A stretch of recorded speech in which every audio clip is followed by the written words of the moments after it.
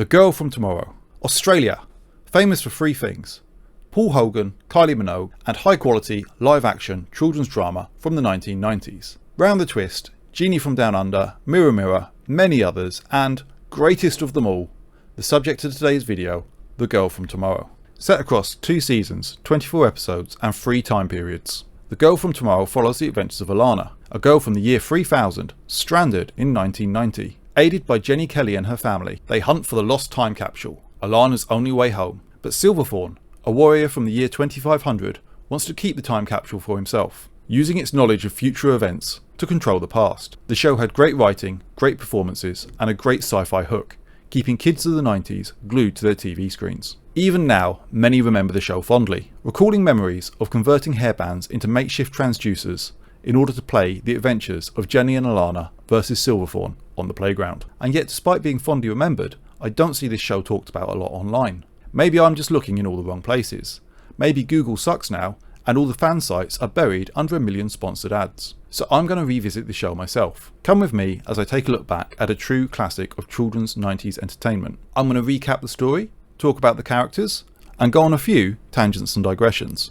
My name's Anthony Robin, you can call me Tony, and this is Remembering The Girl from Tomorrow. The Girl from Tomorrow was produced by Film Australia and the 9 Network. Film Australia was created by the Australian government to promote and record Australian culture and matters of national importance. This led to the creation of a number of children's entertainment programs in the 1990s, including the subject of today's video, The Girl from Tomorrow. The show was written by Mark Sharif and John Thompson, who have collaborated on a number of children's shows and books, many of which involve children displaced to other worlds, dimensions, or times. The Girl from Tomorrow was first broadcast in 1990, and being a serialised drama, was quite challenging to watch back then. If you missed an episode, you'd missed it. You either had to wait until it was rebroadcast, or hope you knew someone with a VHS recorder. But these days, you can watch The Girl from Tomorrow on one of several streaming sites, including YouTube. If you do want to watch the show, do it before continuing the video, because viewers beware, spoilers beyond this point. Episode 1, Future Shock.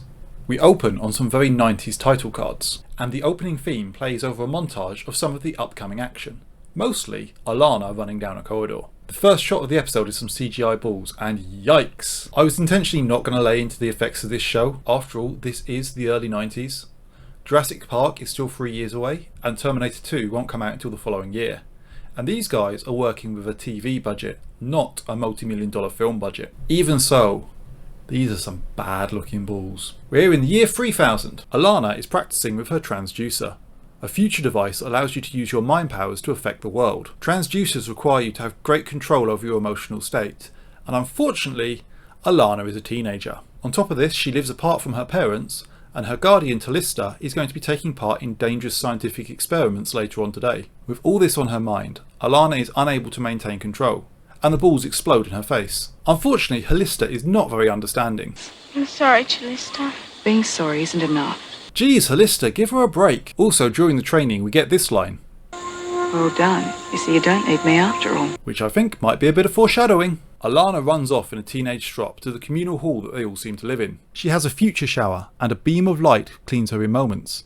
I guess that makes this a photonic shower, as opposed to the sonic showers from Star Trek. Getting into bed for a mopey midday nap, Alana discovers a holographic message left for her by Talista, her guardian. The message tells Alana the experiments Talista is taking part in are even more dangerous than she told her. So just in case I do die, I love you. Alana runs to the science building, but it's on lockdown due to the experiments taking place. Using PJ, her personal computer, which we will talk more about later, Alana works out how to breach the secret time travel lab by using the Jeffries tubes, the maintenance tunnel. Meanwhile, the world's top scientists are getting ready to conduct a time travel experiment. The leader of the World Council is there, which is handy because it means the scientists can give explanation to the world leader and therefore us, the audience. The plan is to send Talista back to the year 2500 to find out what caused the Great Disaster and why people of the past were so violent. Doing this involves dressing up Talista as an extra from Mad Max, and I have run the numbers, and unfortunately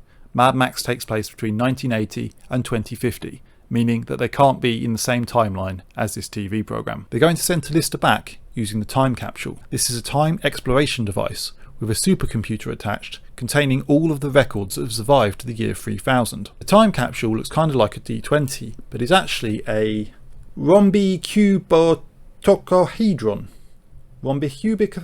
It's a 26-sided shape, which means that you can't play Dungeons & Dragons with it. The time capsule will go into the past for 28 days, but then return to the moment just after it left. So for the people in the future, it will be almost as if no time has passed. As they power up the time capsule, there's a power surge in the maintenance tunnel, which Alana has to run away from. I'm pretty sure this exists, just so that we can have a cool montage in the opening title sequence. Alana arrives in the science labs, just in time to see the time capsule explode. But it's okay, that's all part of the process. And a few moments later, the time capsule returns. And although Talista is back safely, she's not alone. With her is Silverthorn, our big baddie for the series. Silverthorn immediately tries to take over, using his laser weapons, as he's heard from Talista that there are no weapons in the future. Unfortunately for Silverthorn, as soon as he tries to gun down the world leader, the scientists use their transducers to neutralise his weaponry. Changing his plans in a flash, Silverthorn grabs Alana as a hostage and says if he can't have the future, he'll take over the past instead. The head scientist tries to shut down the capsule before they leave, but it's too late. The time capsule has gone back in time to the year 1990. Alana doesn't stand a chance. Blimey, Talista, she's only just left. Don't write her off as dead already. We cut away from the future and are introduced to our second lead and her family. Jenny Kelly, banging the drums with all the rage her teenage angst can muster. And check out the label on this hi-fi unit. People lost their minds when they thought Disney had snuck this word into Aladdin. Yet here it is, a few years earlier, on children's television. I wonder if it's supposed to say Sex Pistols. We're also introduced to Irene. I appreciate her a lot more watching this show as an adult. She's a single woman, recently divorced, but she's running her own business, raising the 2 kids that she seems to have full custody of, and she's trying to learn to drive. Despite all the pressures on her, she'll prove to be incredibly understanding, although constantly exasperated by her kids. We also get the start of a running bit where the kids, especially Bronson, are constantly watching video nasties and other movies that Irene doesn't want them to see. 2 videos mentioned in this first episode are Attack of the Killer Zombie and Slime Monsters from Planet X. The last of the Kelly family is Petey, who I will be calling Bronson. I'll explain why later. Bronson is the kind of kid with too much imagination. Now don't get me wrong, I don't want to stop him from expressing himself. However, he's spending so much time in his fantasies that it's affecting his relationships with other people, including friends at school and his family. Looking at the programme as an adult, you do have to wonder if his constant escapes into a fantasy world are his way of dealing with the parents' divorce. Jenny catches Bronson up past his bedtime. He's stolen corn chips from the family shop and has stolen a photo of his parents back when they were married. Although initially angry, Jenny relents and we have a nice bonding moment between the 2 siblings. As they go back into the house, they see a flash of light in the sky. Bronson thinks it's a flying saucer and Jenny is generally disinterested. However, we know that it's a time capsule crashing. In the time capsule, Silverthorn's been knocked out by the crash landing. Alana tries to help him, but the capsule shifts and rolls off down the hillside. Oh look! You can play D&D with it after all. But unfortunately, Alana must have rolled badly on her survival checks because she runs out into traffic. And that's where the episode ends, with Alana stranded in a primitive time. The 90s! Can she recover the time capsule? Will Silverthorn regain consciousness? Will Irene get her driving licence? Tune in next week to find out. Or, actually, you don't need to. Although The Girl from Tomorrow was shown on TV back in the 1990s, it's now available on several streaming sites. It's also available on YouTube. There was a DVD release, but this is incredibly hard to come by, and incredibly expensive if you want to try and buy it from eBay. If you haven't seen The Girl from Tomorrow yet, why are you watching this video? Go and watch The Girl from Tomorrow, and then come back. Anyway, the first episode sets up the premise nicely, and introduces us to our main leads. The episode is well paced and makes good use of its 20 minutes. Some of the explanations and expositions are a bit wordy, but given everything they're trying to stuff into this first episode, I think they do it very well. Outside of the CGI balls, the first episode of the show has held up really well, and I'm looking forward to watching the rest of the show. The Bronson Hypothesis. This is Bronson, and this is Bronson, and this is Bronson. 3 actors, 1 character, from the show Round the Twist. Bronson is a young boy, less than 10 years old. He has an older sister, and he can be very annoying, sometimes even gross. This is the prime Bronson archetype. Bronsons pop up across live-action children's drama from Australia at this time. In The Girl from Tomorrow, we have Petey. Petey is a young boy. Petey is less than 10 years old. Petey has an older sister. Petey can be annoying and sometimes gross. Petey is a Bronson. These are 2 characters from Mirror Mirror. Now technically, Mirror Mirror is from New Zealand, but close enough. And technically this Bronson is a little bit older than 10, but again, Close enough. The point is, they're both young boys with older sisters who are annoying and sometimes gross. They're both Bronsons. Genie from Down Under. Here we have a young boy who's less than 10 years old with an older sister. Well, technically he's a genie, he's more than 100 years old, and that's not his blood sister, but again, close enough. Point is, he's annoying, sometimes gross, he's a Bronson. Okay, I hear you say, it's the younger brother archetype. Why are you saying that they're all Bronsons? Because it's fun to say Bronson. Bronson! Bronson! Bronson! Bronson! Bronson! Bronson! Oh, and this is a Ferguson. It's like the American cousin of a Bronson. Episode 2. A primitive and dangerous time. We pick up with Alana on the side of the road, being sprayed down by the most aggressive road sweeper I've ever seen. She then starts choking on the 90s air. That'll be the leaded petrol. The Kelly family are starting the day. Irene needs Kelly to run the shop, and Bronson is being his annoying self as usual. See this mask on the wall? Take note, we'll be seeing it again soon. Alana is asking around the streets for help, but she's rather naive, and telling people she's from the year 3000 doesn't go over well. Reactions range from bemusement, annoyance, anger, and just getting straight up robbed by Boy George and his accomplice. Jenny is opening the deli, and we meet Mrs. Bloomington for the first time. She's a local busybody, and general pain in the bum. I think a lady shouldn't have to drive. That's what husbands are for.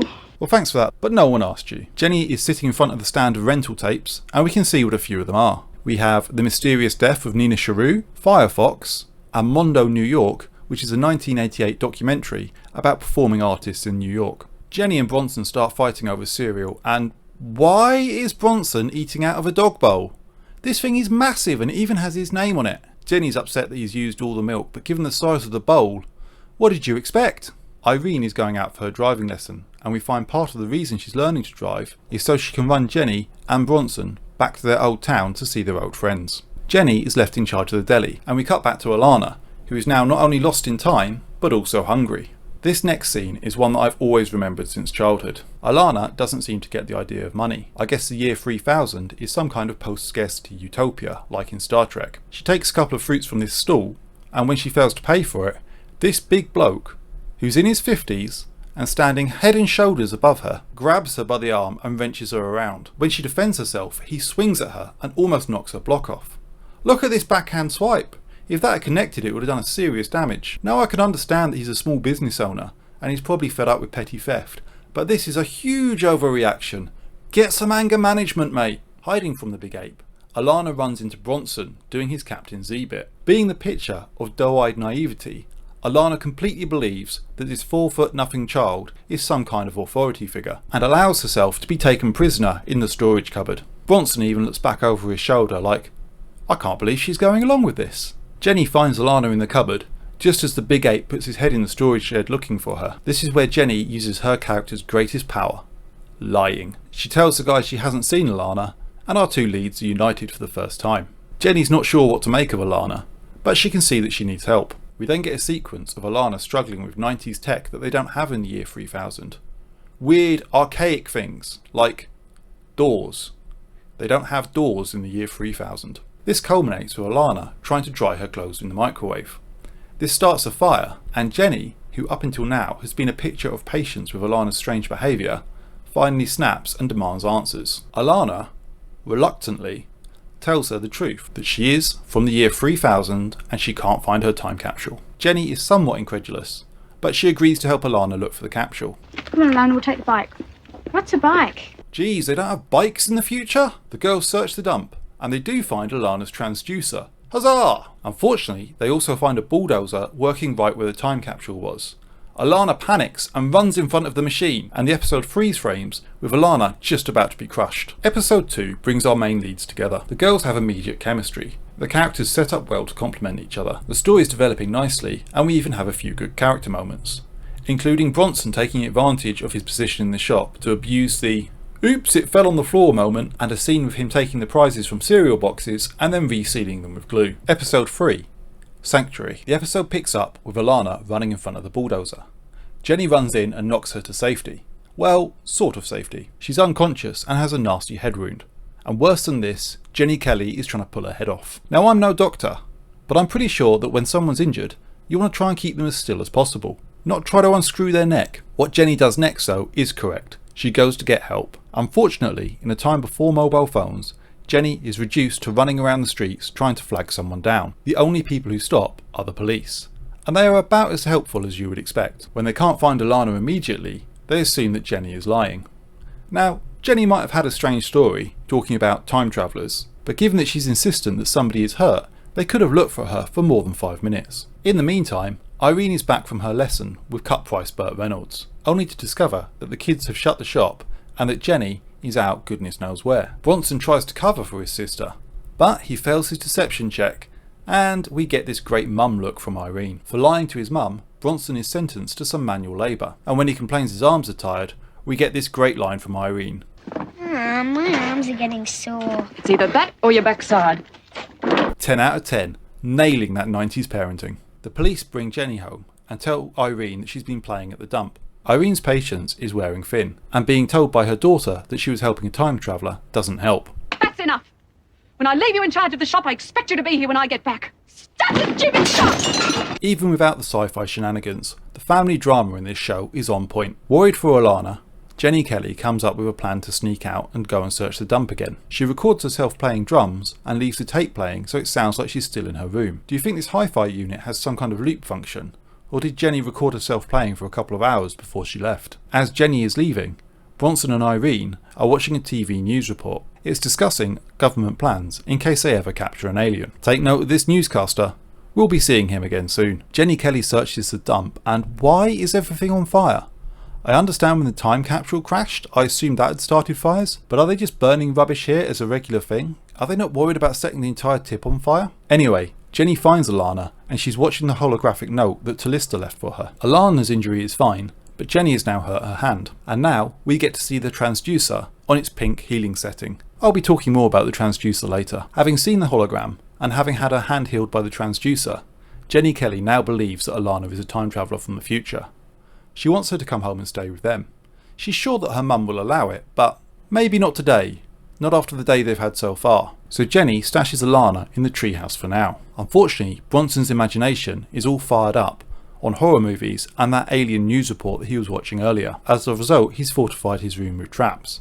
And when he sees a glow coming from the treehouse, he assumes that the alien invasion is imminent. Irene goes out to investigate, and when she disappears into the treehouse, Bronson assumes she's been captured by aliens.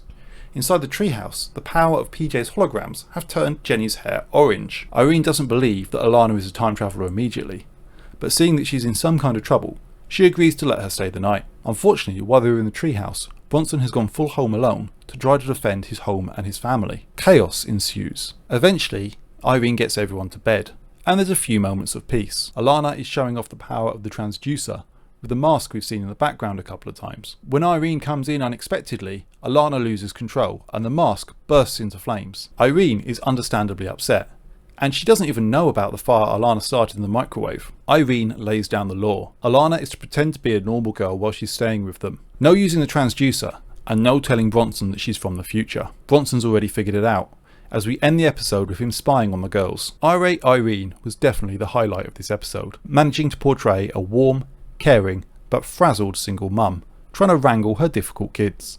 Alana has lost the time capsule, as far as we know, but at least now she has a safe place to stay.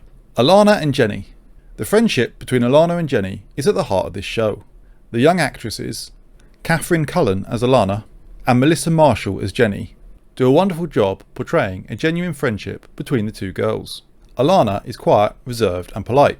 She's been raised to control her emotions, so when things do become very emotional or overwhelming, she seeks quiet places to be alone if possible. But she's also warm, kind and curious. As the series goes on, she grows in confidence, and even begins to enjoy some of the more colourful aspects of life in the 90s. Jenny is our loud, rebellious rocker chick.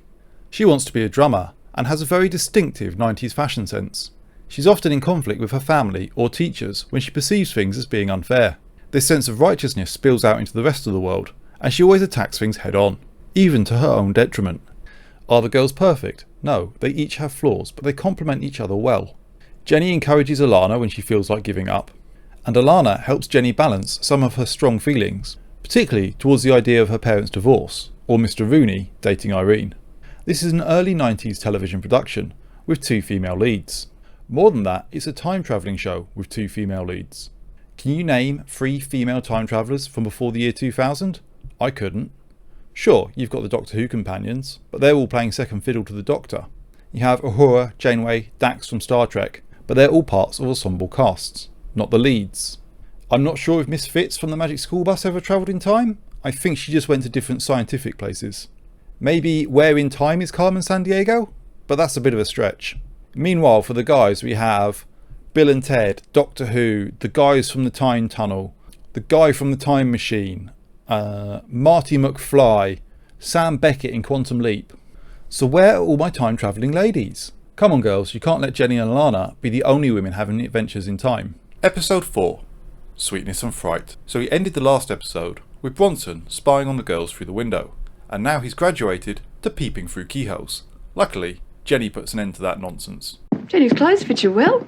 Was she not wearing Jenny's clothes last night? Bronson is stopped from putting too much sugar on his cereal because of how it affects his behaviour. This will come up later. Bronson's constant questions and digs at Alana, who he still believes is an alien, get him sent to school early. Worried that Alana could be taken away and experimented on, Irene has come up with a cover story for Alana. She's going to pretend to be Jenny's cousin, staying with them for a while. Alana is still very uncomfortable with lying, but she agrees to go along with it for now. Enrolling Alana at Jenny's school, we meet a new character, Mr. Rooney. All the girls at school like Mr. Rooney, and I think Irene likes him too. She's really fallen for him. Alana is constantly alarmed by people in the present threatening to kill each other, yet she's completely unfazed by Mr. Rooney walking around with his bucket full of eyes. Alana points out that one of the eyes is blind, demonstrating her biological knowledge, and also drawing the attention of Mr. Rooney within about a minute of meeting him. We get a few scenes of Alana struggling to fit in at school, and Jenny lacking any close friends at school shows that she's a bit of an outsider here too. She even has to deal with a couple of mean girls playing an immature prank on her. Bronson is getting bullied by some of his classmates. The toy this little bar steward is trying to stamp on is a Dino Rider, the complete set of which is worth more than £100 on eBay today. Then we get some really weird scenes with Alana and an eclair. Now, I know what they're going for here. It's a whole sugar high thing, and I guess in the future they don't have added sugar, as Alana seems to consist on a diet made entirely out of seaweed. I know they're trying to demonstrate the sugar high, which was a big concern in the 90s and the early 2000s, but not only has science shown that sugar highs aren't a real thing, but I don't think they would make a kid act like this. Have they put something else in these eclairs? While giggling and tripping on the effects of the eclairs, Alana shows off in science class, including the telepathic senses from the pituitary gland, which are enhanced by the use of the transducer. So much for not drawing attention to herself. She also gives Mr. Rooney more than he bargained for when he asks her for an explanation of the eye. Light is refracted through the flexible lens at the front of the eyeball and focuses on the retina with the rod and cone cell jet chemically with the light focus. When they return home, they find Bronson has stolen Alana's transducer in order to solve his bullying problem. The girls rush after him, once again leaving without telling Irene where they're going when Jenny was supposed to be watching the shop. The girls find Bronson just in time, a few moments later, and he would have actually blown his classmates to bits. Not that they don't deserve it. Jenny is finally straight with Bronson, explaining that Alana is not an alien, but a traveller from the future. They have the transducer back, but Alana is at a very low ebb. She's stranded in the past, she has no way of getting home, and by her standards, the people of this time are incredibly violent. I hate this place. The children have wars. Things couldn't get worse for her, and that's when Silverthorne shows up, forcing Alana into the back of a limo. Episode 4 is a bit of a weird one. It's interesting seeing the girls at school, and some of the scenes remind me of the Mysterious Child episode of Doctor Who. However, all the scenes with the eclairs are just too much and really ruin the episode for me. This episode marks the end of the first arc of the show. Alana has found a safe place with the Kellys, who believe her and are on her side. Silverthorne's reappearance reinvigorates the show. Another episode of Alana just trying to fit in would have really dragged it down, but now Silverthorne's here, presenting Alana and the Kellys with a genuine threat and the possibility of a way home. 3 time periods, 2 presents. So the girl from tomorrow works across 3 time periods. Year 1990, the year 2500 and the year 3000. So far, so simple. Relatively. But what I find interesting is the show has 2 presents, neither of which are our present. So the show came out in 1990, which was the present then, but is the past now. And the show's present day is 1990, which is our past, and also Alana's past. The show opens with Alana in the year 3000, and the show follows Alana as the main character. From Alana's point of view, the present is the year 3000, which is our future. And as far as she's concerned, she's been sent to the past, which was 1990, which is the show's present, but which is our past. Silverthorn's present is the year 2500, but since he's not the main character, I'm not going to count that as a present. So from Alana's point of view, the present is the future, and from our point of view, the present is the past. It was the present when the show came out, but now we're in the future, so the present's in the past. I don't have a point to this. Episode 5.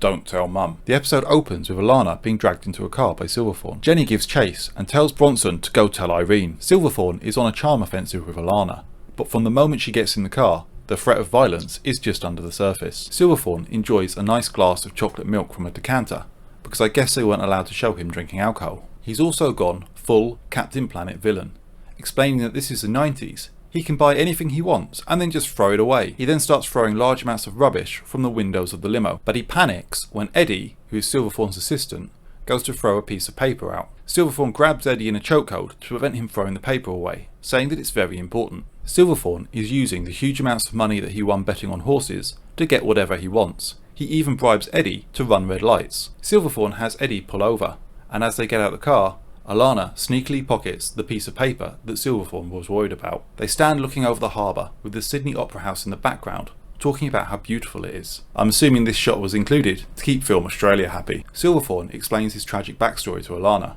how he grew up in a ruined world, fighting for any scrap of food. He says he wants to use Alana and the transducer to stop that future coming true. However, he actually just wants to use the transducer as a weapon. I really love how even though Silverthorn is being charming, he can't help but make threats throughout the conversation. Alana is rescued by Jenny before Silverthorn can take the transducer by force, and we see that the license plate of his car is 666.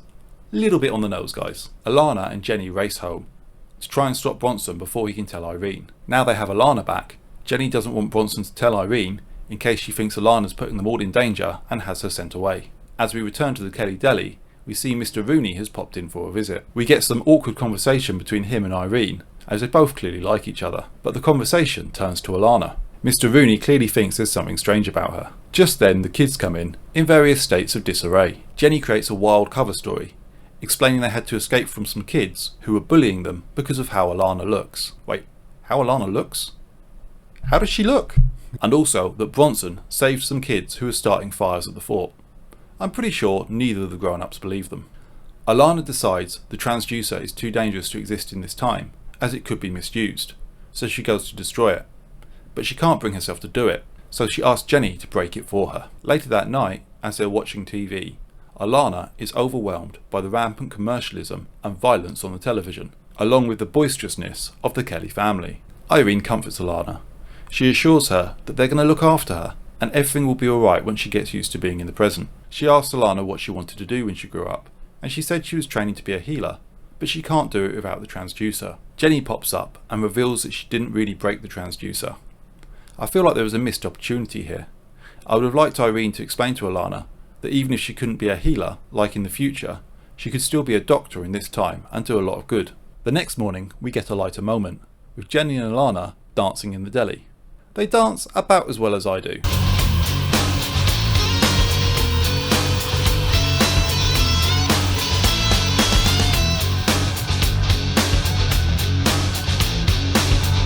Mrs. Bloomington comes in and is her usual charming self, until she gets this serious truth bomb from Alana. Coals are such a nuisance. I don't know why I'm always getting so many. You're too fat. Savage. Then Alana notices that today's newspaper matches a paper that Silverthorn had yesterday. This means that he has access to the records in the time capsule. And that means he has the time capsule. Jenny wrote down Silverthorn's license plate, and they plan to use this to track down him and the time capsule. The episode ends with Alana hopeful and smiling. This episode gave some good screen time to Silverthorn, who is always delightful to watch. We get some minor development of the relationship between Irene and Mr. Rooney. Call me James. The relationship between Irene and James. Episode 6. Computer games. We start with Jenny saying that Mr. Rooney might suspect something. Yeah, Jenny, I think he might suspect something. Alana has failed in every interaction she's had with people outside of the Kelly family. The class today is studying computers, and we get this brilliant joke from the Star Trek movie. Power up. Turn on. Hello, computer. Mr. Rooney gives us a quick rundown on what databases are and how they can be computerized. As an exercise, Mr. Rooney then has the class make a database from all of their personal information, because back in the 90s, we didn't think twice about giving out our private data, or collecting the data of children. And if I had a VPN sponsorship, this would be a great place to put it. The girls used PJ to hack the early 90s internet and access the government database of car registration numbers. This gets them Silverthorne's office address, but makes Mr. Rooney even more suspicious. After school, the girls go to check out Silverthorne's office. They meet Alana, Silverthorne's secretary. She's nice, but not too bright, as she's easily talked into showing the girls all around the office and doesn't notice when they hide in a cupboard. Mr. Rooney goes to the deli to tell Irene that the girls hacked into a government computer today, which neither of them seem too concerned about. Since the girls haven't come home yet, and Irene doesn't know where they are, Mr. Rooney offers to drive Irene around looking for them. Bronson is left to watch the shop, and we get another look at the VHS tape rack. Let's have a look. Looks like Star Trek Generations, The Transformers, either the movie or just a couple of episodes, Captive Hearts, and yeah, I can't make the rest out. Angela finally leaves the office, and the girls have to escape from the cupboard that she locked as she was leaving. They work together to use a hoover to get the keys, but really this scene just feels like the episode was a few minutes short and they needed to pad the runtime. Using PJ to bypass the electronic locks, the girls access Silverthorne's office proper. We see that Silverthorne is a messy bloke wherever he is. Not only was his car full of junk, but the office has piles of paper, office ornaments, old computers, and desk toys piled all over. You get the impression that he moves from one thing he's working on to the next without ever cleaning up or finishing the things he was working on before, and I have no idea what that's like. Silverthorne himself walks in as the girls are searching the office. Jenny manages to hide and Alana tries to run for it, but Eddie stops her in the entrance hall. Now, I generally like Eddie as a character, but he's always a bit too keen to grab and search the teenage girls. Calm it down, Eddie. Silverthorne once again tries to talk Alana into working for him. He is genuinely impressed that she worked out he had the time capsule, and that's how he's betting on the horses. That's brilliant. You really are a clever little scrag, aren't you? But when she reveals that the time capsule will return to the future with or without her in 28 days, Silverthorne is overcome with rage. This leads to him having a raging headache, which is the first we see of Silverthorne's illness. Silverthorne calls for Eddie's assistance, but Eddie defeats himself with slapstick comedy, allowing the girls to leave. Alana does give Silverthorne his pills before she goes. She's a healer after all. When they get back to the deli, Irene and Mr. Rooney are still out looking for them, and as they wait for the adults to get home, it's Jenny's turn to worry. Well, turnabout is fair play, Jenny. When the adults come back with pizza, Bronson lets more information about Alana slip, and now it's Jenny's turn to have a mopey teenage moment. She's upset that Irene is getting together with her teacher. She's so upset that she's determined to take on Silverthorne without letting Irene know what they're up to. The girls plan to ditch school the next day to go and stake out Silverthorne's house, and Bronson forces his way into the stakeout with the old "I'll tell mum" little brother attack.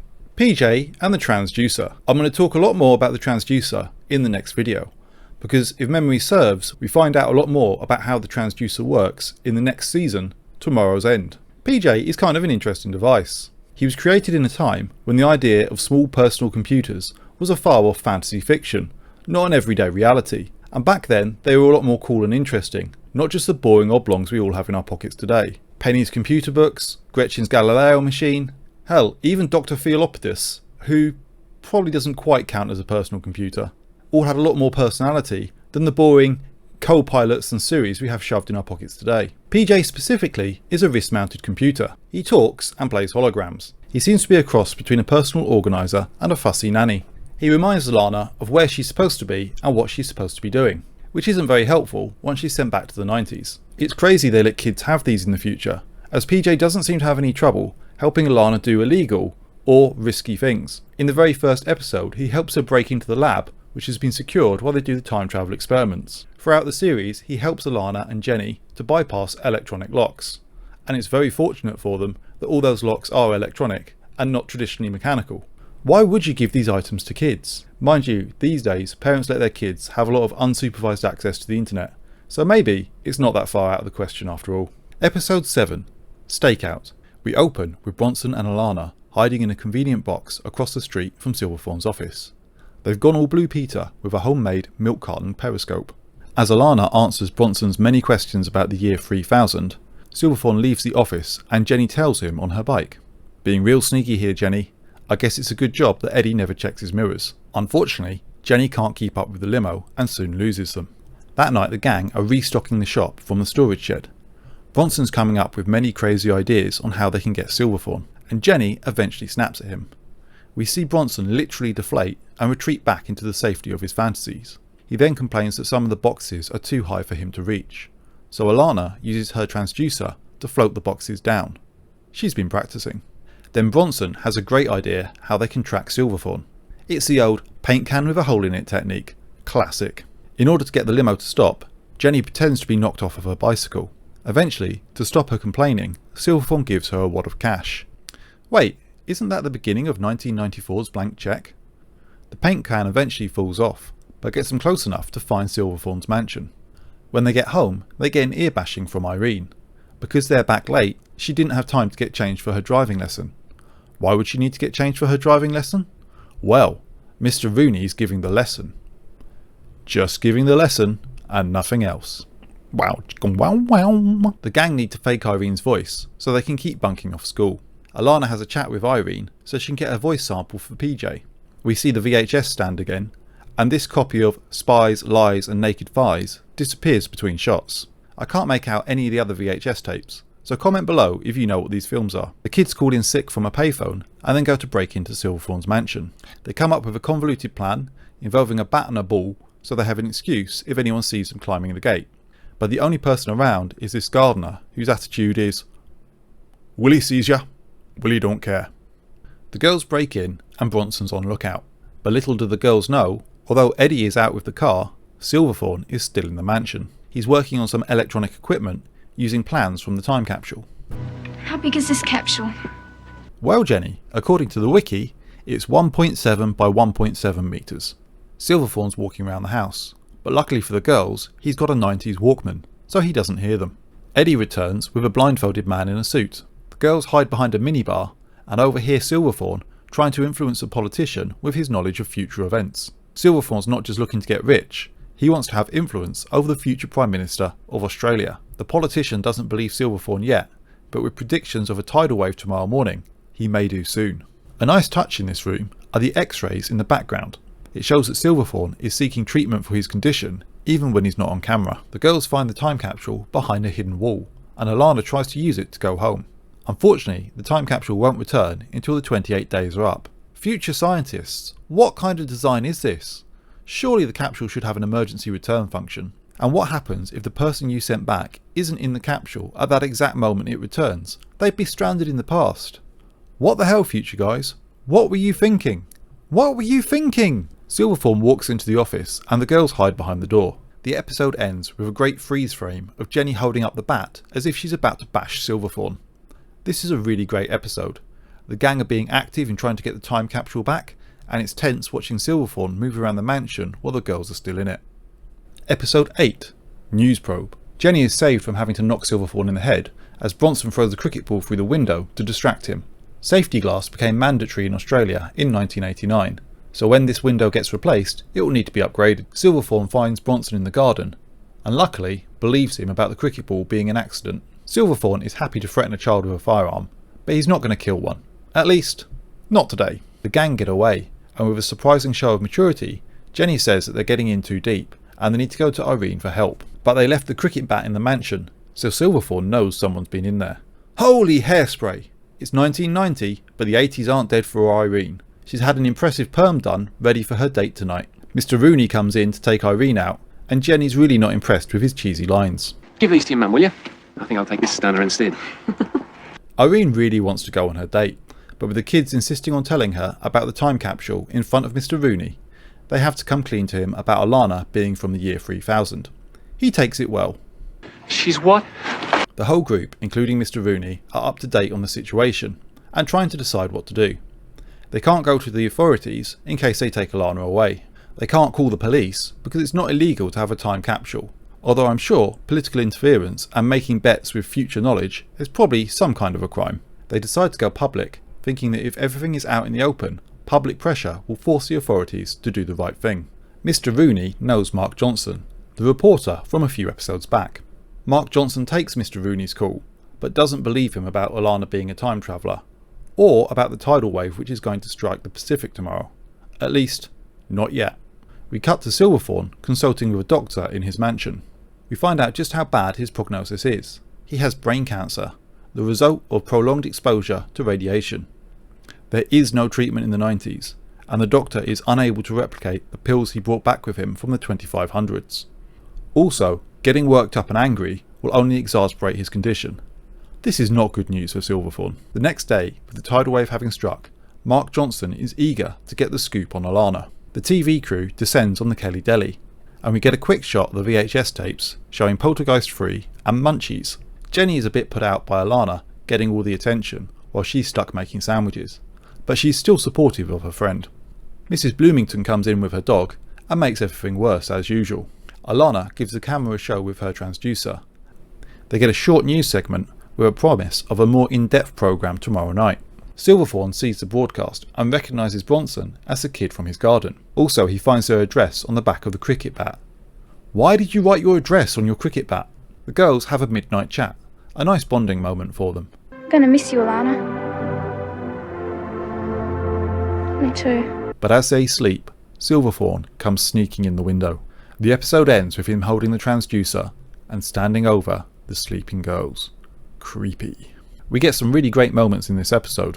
Mr. Rooney feels more like part of the family now he knows Alana's secret and is officially dating Irene. And I also really enjoy seeing Eddie's enthusiastic response to Alana's broadcast. She's amazing. Eddie. I like Eddie. He's our bumbling baby-faced henchman for Silverthorne. There is a theory that he was a guard walking the dog in the dump when the time capsule crashed, and that's how he met Silverthorne. But there's no official confirmation of this in the show, and I can't imagine that Eddie would have given up a dog if he'd had one. Eddie talks big game, and he's supposed to be extra muscle for Silverthorne, as well as a general dog's body. But he never actually hurts anyone in the show. Well, beyond dragging them around a bit. I think he's less a hardened criminal, and more a general opportunist. After all, if you were young, unemployed, or working a minimum wage job, and this guy came out of nowhere offering you big wads of cash, I'm sure you'd be tempted.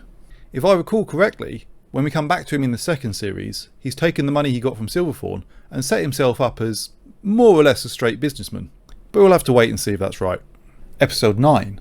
Truth and Lies. The Kelly Deli is under siege from journalists and looky-loos. Alana is feeling the pressure, and Irene fends off the pushiest journalists. Mrs. Bloomington shows up to bask in the reflected glory. Jenny's not happy with the way the reporters are treating them, and she's not shy about saying so. Let's roll, sweetheart. Let's roll, sweetheart. There's a moment of tension as the limo pulls up outside. But it's not Silverthorne, it belongs to the television network. The license plate here says TV. That feels groan-worthy. They arrive at the TV station and the producer is creeping on Alana. Well, that won't be too hard. Tell me all the girls in the future look as pretty as you. Look at Jenny's face here, she knows what's up. The TV network have brought on a couple of experts to test Alana's claims. There is a physicist and a member of the International Society of Skeptics, as opposed to the real-life Skeptic Society. This guy will be playing the part of a James Randi type, and if you don't know who James Randi is, look him up. He's amazing. Alana is brought out with quite the hairdo. Come on Eileen, you can't talk after that perm in the last episode. Alana is asked to levitate a shot put ball, but her transducer has been swapped out for a fake. This makes Alana look almost as bad as Uri Geller did on the Johnny Carson show. The TV people are furious, and Alana and the gang are thrown out. Eddie and Silverthorne have the real transducer, and Silverthorne is trying to use it. But Silverthorne's never been great at controlling his emotions. He's real good at blowing things up though.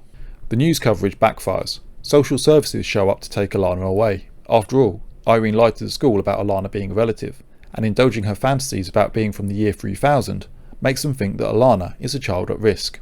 Alana is taken to a state home, a place where she really doesn't fit in. And having blown up all of his computer equipment, Silverthorne realises he can't use the transducer himself. He needs Alana. Back at the Kelly Deli, Mrs. Bloomington is making things worse, again, as is her role in life. But Irene has not given up on Alana. Go home, Mrs. Kelly. She's not your responsibility.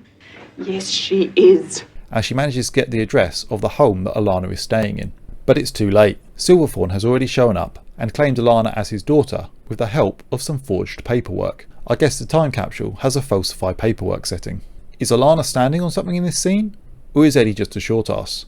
Anyway, social services stand aside as Alana is dragged away for the second time this episode. Silverthorne is an amazing bad guy. He could have just stolen the transducer, but he swapped it out, making Alana look like a fraud on television. Then he shows up and takes her into his custody. Silverthorn's not just a warrior, not just a thug, he's a clever, manipulative son of a back itch. I love his character so much. Jenny's fashion. I just want to talk for a minute about the fashions of Jenny Kelly in this show. Now, I'm not a fashion guy, but check out some of these great outfits that she wears. There's her signature red jacket that she wears for a lot of the series. It has some kind of anime character on the back. I've tried doing a reverse image search, but I can't find any matching results. If anyone does know who this character is, please pop a comment down below to let me know. It's also possible this is a character that Jenny has created. We see a similar design on her backpack when she's at school, and there's a lot of felt tip art in the background where she does her drumming, so possibly she has other artistic outlets apart from her music. She did wear a skirt in episode 10 with a red, black and gold pattern, and when she wanted to look a bit more formal for social services, she wore this fancy waistcoat. Like I said, I don't know a lot about fashion, but I do appreciate these cool 90s designs, so hats off to the costume designer. Episode 10. Betrayed. Silverthorn drives off with Alana, just as Irene and Jenny arrive at the state home. By taxi. Irene hasn't got her driving licence yet. Irene tries to find out where Alana's been taken, but Jenny's frustrations get the better of her. Unfortunately, righteous indignation is no help in the face of bureaucracy. Alana is brought back to Silverthorn's mansion, now fitted out with the latest in security technology. Cameras.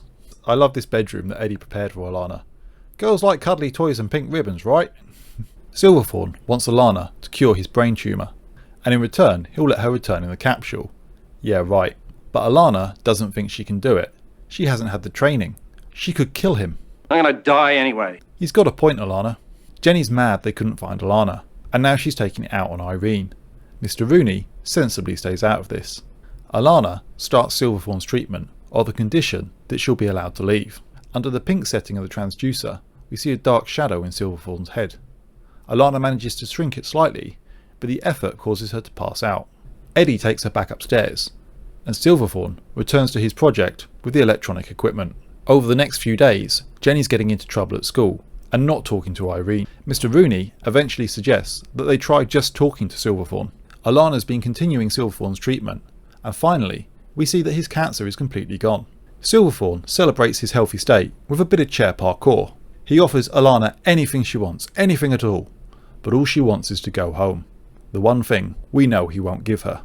The Kellys arrive at the mansion, and Silverthorn holds the time capsule over Alana. He'll only let her return if she plays along. Also, if she doesn't, he might hurt the Kellys. Silverthorn welcomes the Kellys and plays the gracious host, offering them tea. Would you like some tea? Edward, bring some tea. Tea? Yes, tea, Edward. Tea? He's back on the charm offensive. He sticks with the story he told the social workers. Alana is his daughter. She's mentally disturbed. She's unbalanced. That's why she believes she's from the year 3000. After the death of his wife, she started telling people he wasn't her father. He blames himself. He even has Alana come in to corroborate the story. And then he claims to be a retired stage magician, explaining how Alana was able to make things appear to float with the transducer. You've got to hand it to him. It's a very convincing performance, and with Alana corroborating the story, the adults believe him.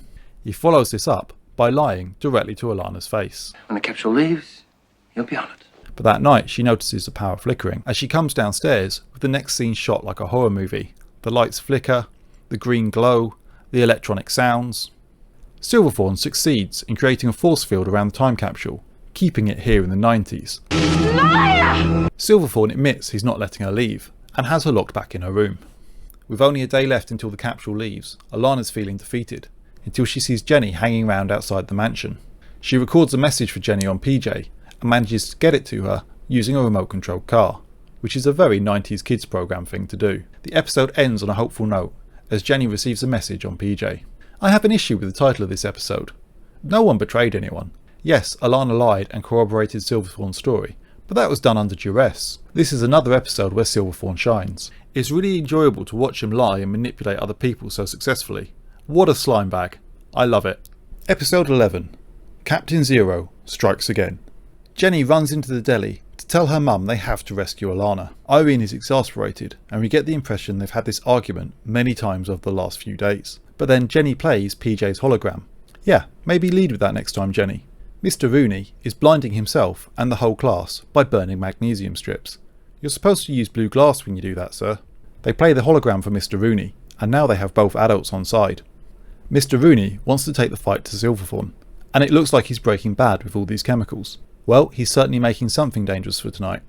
Everyone's getting ready for the raid on Silverthorns, but Bronson is being left with Mrs. Bloomington, a fate worse than death, so he throws himself out the window to avoid this. Well, not really, but he sneaks into the back of the car. Mrs. Bloomington is left with this rather alarming statement from Irene. If we're not back by about 11:30, call the police and read them this. The Kellys and Mr. Rooney sneak into the mansion grounds. Silverthorne and Eddie are playing Monopoly with real money. That is swish. But Silverthorne is a bad loser. The Kellys intentionally trip the alarm and use Alana's hologram to try and lure Silverthorne and Eddie out. Silverthorne sends Eddie but stays behind to guard the time capsule. Eddie chases the hologram around for a while until Mr. Rooney knocks him out with chloroform. They use one of the packages Mr. Rooney made earlier to blind the cameras. Jenny gets Alana and they bait Silverthorne into a back room where Eddie is lying unconscious on the floor. Mr. Rooney is dressed as Captain Zero and blags Silverthorne into believing he's a time cop with the use of a toy ray gun and the charges Mr. Rooney made earlier. They get Silverthorne tied up, and it wasn't Eddie on the floor, but Irene wearing his clothes. Does that mean Eddie's outside naked somewhere? They have the time capsule and Silverthorne is tied up. It looks like they've won, but Silverthorne's not out yet. He intentionally trips the alarm, and as this is the second time tonight, the police will soon be on their way. And it won't look good to the officers when they find the Kellys have broken in and tied up Silverthorne. The Kellys have to leave. They blow out the back wall with Silverthorne's laser gun so they can take the time capsule and tie it to the roof of the car. Time capsules are designed to be light on purpose for just this kind of situation. And Bronson gets his hero moment, knocking out Eddie and Mr. Rooney. This means Irene has to drive them home. They're doomed! Doomed! Mrs. Bloomington runs out of the deli in a panic. She's lost Bronson, but it's okay, Mrs. Bloomington. Here he is, and this is just a toy we've got for Bronson's birthday. Go home and don't ask any more questions. The Kellys start unloading the time capsule, and back at Silverthorne's, Eddie comes in a pair of novelty boxers. The episode ends with a pissed off Silverthorne getting ready to go and take back the capsule. As we head towards the last episode, we're getting some great action, but I am concerned why Mr. Rooney has so much chloroform. What exactly were you planning on doing with all that, Mr. Rooney? Mr. Rooney?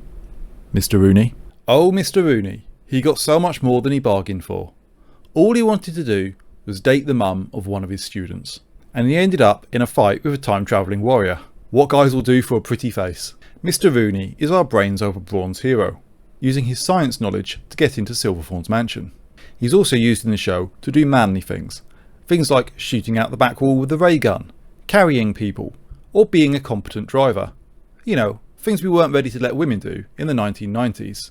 I'm still very concerned about the large amount of chloroform he has. Episode 12. Last Stand at the Kelly Deli. The time capsule is leaving in 58 minutes, and the girls realise they'll have to say goodbye. They all take a Polaroid, so Alana will have something to remember them by. And then the front doorbell rings. Could it be Silverthorne? The adults go to take a look, leaving the kids in the storage shed. Eddie comes to the back door and starts trying to lever it open with a crowbar. Luckily, we found the transducer has a new setting. It can weld, and with the back doors secure, the kids start trying to barricade the rest of the shed. Eddie breaches a window, but Bronson throws a toy robot at him. That's Bronson 2, Eddie 0. Eddie, maybe you want to give up. You're being beaten by an actual child.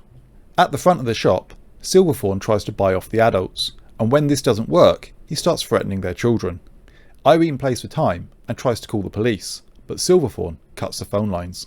Mr. Rooney just wants everyone to leave, but Eddie steals the car so they can't move the time capsule. 22 minutes until the capsule goes. Eddie rams the shed, breaching the welded doors, and Silverthorne blows in the doors on the other side of the shed with his ray gun. Gun beats wood, so the whole family is captured, except for Bronson, who had been hidden in a cupboard earlier. Eddie's left to guard the family, while Silverthorne rushes to set up the force field to keep the time capsule from returning. Bronson's looking in at his family and, I'm sorry, can he see through these? We've seen Bronson using these binoculars throughout the series, but they've got plastic eyes over the end. How can he see anything? How? Anyway, the girls make a rather weak attempt to escape Eddie with the use of some plastic vomit, but then Bronson uses the TV and the slime monsters tape to make Eddie think the police are outside the door and... Wait a minute. This seems familiar. Bronson, Kevin, both of you are staying behind until one of you admits to copying the other's homework. The adults are tied up, so the girls run to the shed for the final confrontation. Alana gets her transducer back, and Silverthorne actually tries to shoot them, but she's able to disable his ray gun like the scientists did at the start of the show. There's a standoff between Alana's transducer and the force field. The transducer is not strong enough to breach the force field, but with Jenny's encouragement, Alana is able to overload the generators powering it. The generators explode and launch Silverthorne and the girls into the walls of the shed. The way is clear for Alana to get in the time capsule, but Jenny's been hurt badly. Alana's able to bring her round, but she can't feel anything from the neck down, and she's dying. Jenny's only hope lies in the future. With no choice, they load Alana, Jenny and the unconscious Silverthorne into the time capsule. There's a tearful goodbye between Irene and Jenny, and then the time capsule returns. Well done. You survived. Yeah, Alana, 2 seconds ago Tallista assumed you were good as dead. Maybe don't rely on her too much going forward. We end the show on a big smile from Alana. She's finally got home. Sure, her best friend in the world is paralysed and dying, but she got home. But that's okay, because this isn't the end. Join us next time for The Girl from Tomorrow, Season 2, Tomorrow's End. Closing thoughts. So does The Girl from Tomorrow have anything to offer to today's audience? I think it does. To start with, it's still a great little sci-fi story, but also it highlights the importance of helping each other. How does Alana get home? She gets help. She gets help from people who she cares about and who care about her. The authorities can't help Alana. The system can't help Alana. Not from malice necessarily, but because the system isn't set up to help individuals. The help that the authorities and the system can give is designed to minimise the impact on society, not to prioritise the needs of the individual. When Alana is in the children's home, we see 2 other little girls. The state is feeding them and housing them, but they clearly have other needs that are not being met. It takes the Kellys to help Alana. They listen to her, they understand her needs, and they go out of their way to help her even when it's inconvenient, and Alana helps them in return, albeit in small ways. She's a calm and stabilising influence in their lives. She listens to Jenny, who Irene, with the best of intentions, doesn't always have time for. She's patient with Bronson and his many questions. She brings Mr. Rooney into Irene's life, and Alana and the Kellys, together as a unit, as a family, are able to defeat Silverthorne. Silverthorne has all the advantages. He has money, physical strength, weapons, and the money has allowed him to get the trappings of respectability, which means, at least at first glance, he would have the authorities on his side. He's a self-made man. He's used his opportunities and resources to make himself rich. He's learned new skills, studying the instructions in the time capsule, allowing him to create the force field which consolidates his resources where he needs them. He's come so far by himself, but he's still by himself. Yes, he has Eddie, but Eddie's only there for the money, not for Silverthorne. So who can help Silverthorne? Well, Alana does. She uses the transducer to cure him. Silverthorne couldn't buy the cure. He couldn't even buy the medicine to keep his illness at bay. He could, and did, steal the tool needed for the cure, but he couldn't master it. He needed Alana to help him. And she did. She could have let him die. She may even have been justified in doing so. After all, he kidnapped her to the 1990s. He stranded her here, kept her prisoner, embarrassed her on television, separated her from the people she cared about. But she still helped him. She cured him. Alana saved Silverthorne's life. And how did he repay her? He didn't. He betrayed her. Oh, that's why episode 10 is called Betrayal. Silverthorne could have sent Alana home. It wouldn't have cost him anything. He had plenty of money in the 90s. He could have even printed out the information he needed from the time capsule to keep making himself rich and powerful. But that wasn't enough for Silverthorne. Some money and some power wasn't enough for him. Some money and some power is never enough for men like Silverthorne. They want all the money, all the power. He can't give any of it up. He can't share. He can't trust. And so he ends up alone. He uses Alana and discards her. He takes what he needs and damns her.